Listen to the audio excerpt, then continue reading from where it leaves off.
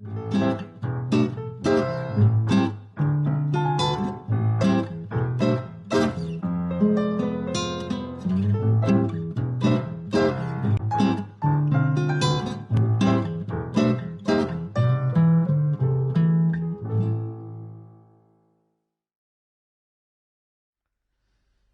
padre murió hace 4 años, un mediodía de octubre, en su departamento de 2 ambientes en el que ahora vivo yo. Me acuerdo de ese momento con especial nitidez, porque unos segundos antes de que dejara de respirar, supe que a la cuenta regresiva le había llegado, literalmente, su último suspiro. Fue un instante al mismo tiempo suave y dramático. Yo arrodillado en el piso, él acostado en su cama, inconsciente hacía horas.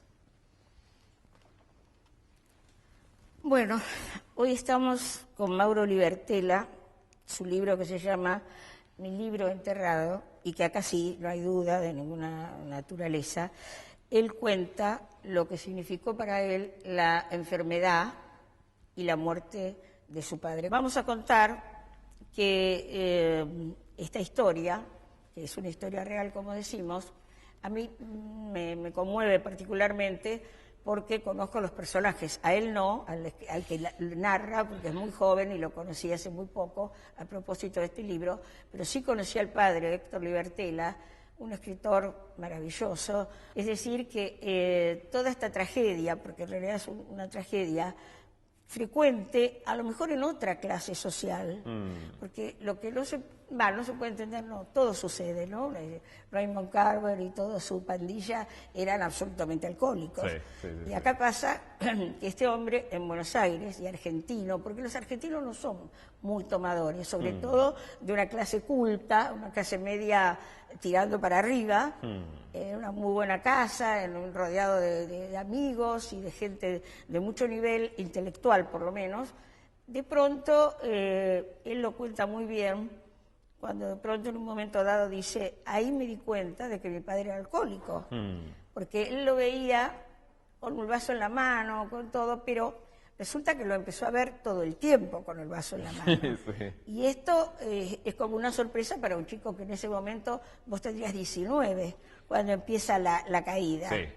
Y que ya estaban separados los padres, no va a hacer falta contar la historia de por qué, pero en una familia que uno de ellos sea decididamente alcohólico, al punto que no puede trabajar, ¿no? Sí. Es decir, ya no.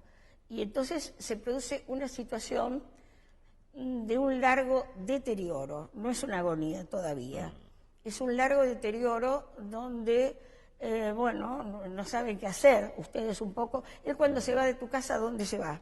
Él se va solo a un monoambiente a unas 15 cuadras de donde vivíamos nosotros, siempre en el barrio de Palermo, y se quedó viviendo varios años en esa soledad, salía muy poco. Escribía todo el día, reescribía. También en ese momento, en esa especie de encierro definitivo que empezó a vivir en sus últimos años, empezó a reescribir mucho sus textos viejos. En el momento, supongo, en que uno escribe, está metido adentro suyo y también escribe para afuera.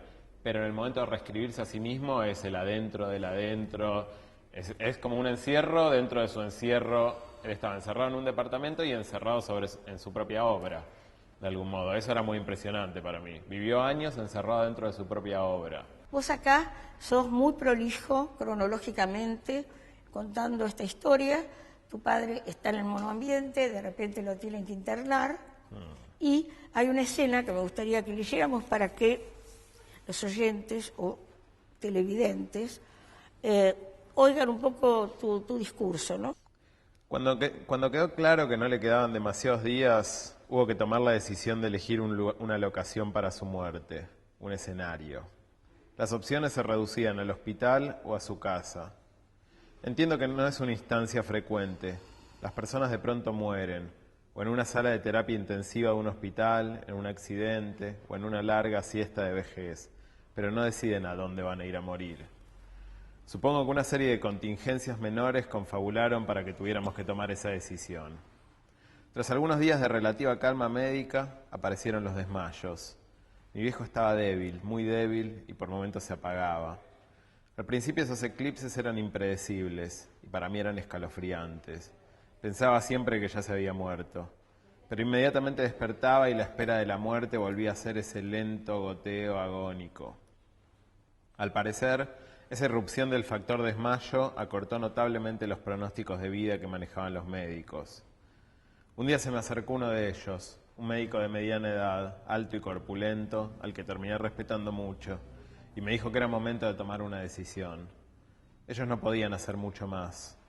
Si lo dejaban en el hospital, iba a morir en una cama de habitación compartida, posiblemente solo, con un vaso de agua en la mesa de luz y todo lleno de cables y botones. Por el contrario, podíamos llevarlo a la casa, en donde no iba a tener las garantías de un equipo médico especializado, ni iba a disponer de una infraestructura preparada, pero moriría en el lugar donde vivió, acompañado por su familia. Bueno, es bastante fuerte, porque acá hay frases, que ya se habrán dado cuenta, muy fuertes, que es señalar que es muy difícil que alguien elija el lugar de su propia muerte, y mucho más difícil es si la decisión la tienen que tomar los hijos. Y sabes que se me ocurre algo ahora, que son de estas cosas que en la charla de repente te das cuenta de cosas del libro que no habías visto, pero vos hablabas antes de esta decisión que tenés que tomar respecto del cuerpo del otro también, porque llevarlo a mi viejo a su casa es una decisión que uno tiene que tomar respecto del cuerpo del otro. Y se me ocurría mientras decías eso que quizás este libro también es eso, es una decisión que yo tomo respecto del cuerpo de otro, porque yo acá estoy contando cosas de otra persona. Esa decisión que nosotros tomamos con mi hermana de llevarlo a su casa es también quizás una previa a la decisión mía de escribir un libro sobre él, que es también yo tomando una decisión respecto a algo que no me corresponde completamente, que es la vida de otra persona. Si bien mi viejo era escritor y él también escribió su vida y ya eso me habilitaba a escribirlo, yo acá también estoy tomando esa decisión y justamente menciono algo de Philip Roth al final del libro de Philip Roth, que dice que él tuvo un sueño la noche del velorio de su padre, donde su padre le recriminaba el traje que él había elegido para enterrarlo. Es impresionante. Él dice, yo soñé que mi padre me decía, ¿cómo elegiste ese traje? A mí no me gusta ese traje. ¿Cómo me mandaste a la eternidad vistiendo esa corbata que a mí nunca me gustó? Y Philip Roth se despierta, empieza a pensar en ese sueño y dice, claro, quizás lo que mi viejo me está diciendo no era que le molestaba el traje, sino que le molestara que yo esté escribiendo un libro sobre su muerte. Es impresionante eso. Y bueno, que eso es también siempre una gran duda que uno tiene cuando escribe estos libros, que no lo puedes leer de algún modo el protagonista, que es, ¿le hubiera gustado o no que yo escriba esto? La duda va a estar siempre. Este es un libro que obviamente yo lo escribí con todo el nivel de conciencia que uno puede tener cuando está escribiendo un libro, que es un cierto nivel de conciencia.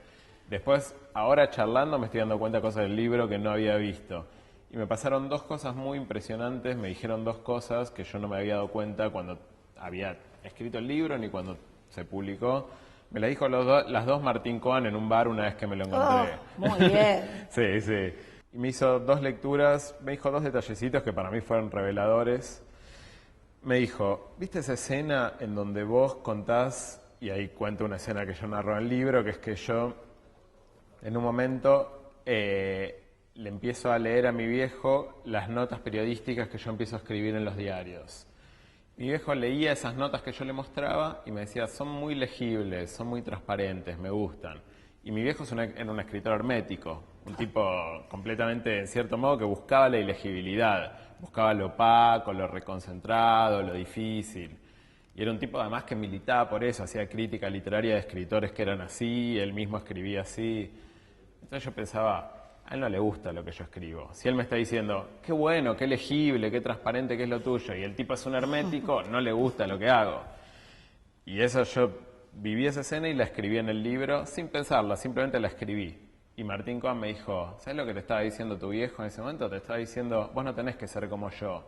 Sacate la mochila de mi tradición. Vos no tenés que escribir como yo. Te estaba apoyando. Sí, me estaba diciendo, para hermético ya estoy yo. Vos por suerte estás haciendo algo distinto y yo me alegro y eso es lo que tenés que hacer. No tenés que tratar de copiarme, no tenés que sentir el peso del apellido, de la tradición que yo armé.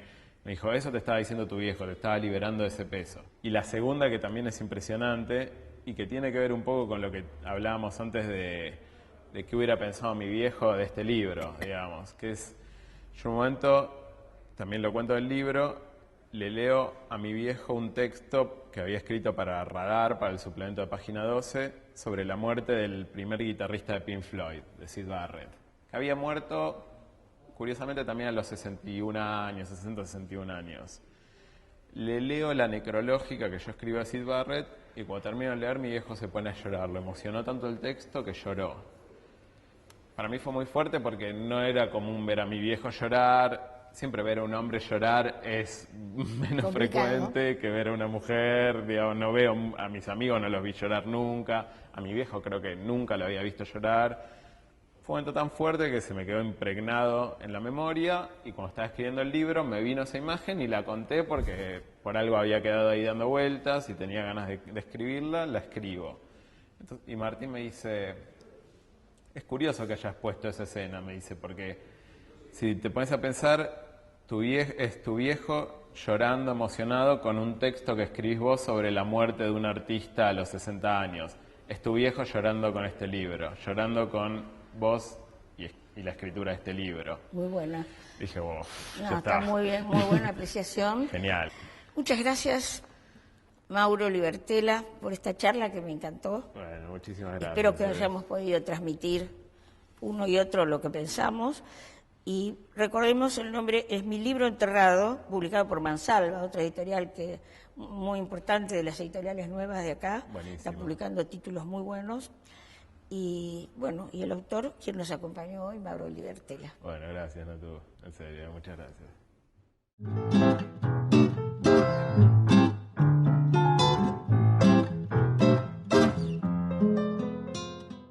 Hola, me llamo Mauro Libertela, soy de Buenos Aires, Argentina, y escribí Mi libro enterrado, mi primera novela, que es una novela testimonial y autobiográfica sobre mi relación con mi padre. La publicó la editorial Mansalva en el 2013. Además trabajo en el suplemento Enie del diario Clarín, en la revista de Cultura, donde hago reseñas de libros, de cine, entrevistas, un poco de todo. Y ahora estoy escribiendo una segunda novela que espero poder terminar hacia el año que viene, sobre un grupo de amigos en la ciudad de Buenos Aires durante los años 90 y el principio del nuevo siglo.